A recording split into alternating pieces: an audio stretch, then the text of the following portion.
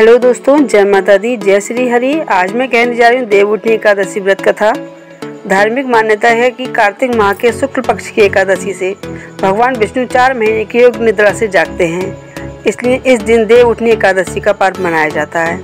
इस दिन से शुभ और मांगलिक कार्य शुरू होते हैं। इस शुभ तिथि पर साधक व्रत करते हैं और विधिपूर्वक भगवान विष्णु और माता लक्ष्मी जी की पूजा अर्चना करते हैं। इस दिन व्रत रखना बहुत ही शुभ माना जाता है। देवउठनी एकादशी के दिन तुलसी विवाह कराने की भी परंपरा है। आइए सुनते हैं देवउठनी एकादशी व्रत कथा। एक राजा के राज्य में सभी लोग एकादशी का व्रत रखते थे। प्रजा तथा नौकर चाकरों से लेकर पशुओं तक को एकादशी के दिन अन्न नहीं दिया जाता था। एक दिन किसी दूसरे राज्य का एक व्यक्ति राजा के पास आकर बोला, महाराज कृपा करके मुझे नौकरी पर रख लें। तब राजा ने उसके सामने एक शर्त रखी कि ठीक है, रख लेते हैं, किंतु रोज तुम्हें खाने को सब कुछ मिलेगा, पर एकादशी को अन्न नहीं मिलेगा। उस व्यक्ति ने उस समय हाँ कर ली, पर एकादशी के दिन जब उसे फलाहार का सामान दिया गया तो वह राजा के सामने जाकर गिड़गिड़ाने लगा, महाराज इससे मेरा पेट नहीं भरेगा, मैं भूखा ही मर जाऊंगा, मुझे अन्न दे दो। राजा ने उसे शर्त की बात याद दिलाई, पर वह अन्न छोड़ने की राजी नहीं हुआ। तब राजा ने उसे आटा, दाल, चावल आदि दिए। वह नित्य की तरह नदी पर पहुंचा और स्नान कर भोजन पकाने लगा। जब भोजन बन गया तो वह भगवान को बुलाने लगा, आओ भगवान, भोजन तैयार है।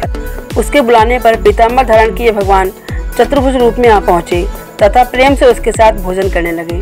भोजन आदि करने के बाद भगवान अंतर्ध्यान हो गए और वह अपने काम पर चला गया। 15 दिन बाद अगली एकादशी को वह राजा से कहने लगा कि महाराज मुझे दुगना सामान दीजिए।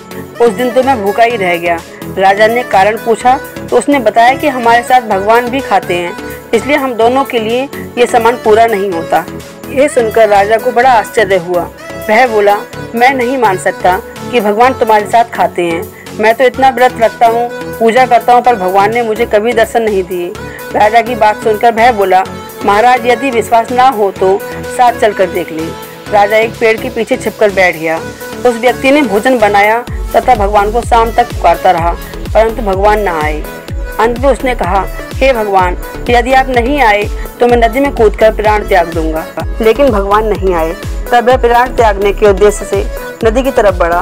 प्राण त्यागने का उसका दृढ़ इरादा जान शीघ्र ही भगवान ने प्रकट होकर उसे रोक लिया और साथ बैठकर भोजन करने लगे। खा पी कर उसे अपने विमान में बिठाकर अपने धाम ले गए। ये देख राजा ने सोचा कि व्रत उपवास से तब तक कोई फायदा नहीं होता जब तक मन शुद्ध ना हो। इससे राजा को ज्ञान मिला। वह भी मन से व्रत उपवास करने लगा और अंत में स्वर्ग को प्राप्त हुआ। जय श्री हरि, जय लक्ष्मी माता की, जय माता दी। मैं आपको ऐसी ही कथाएं सुनाती रहूंगी। आपको मेरी कथाएं कैसी लगती हैं? अगर आपको मेरी कथाएं अच्छी लगती हैं तो आप मेरे चैनल सब्सक्राइब करें, लाइक करें, कमेंट करें, शेयर करें।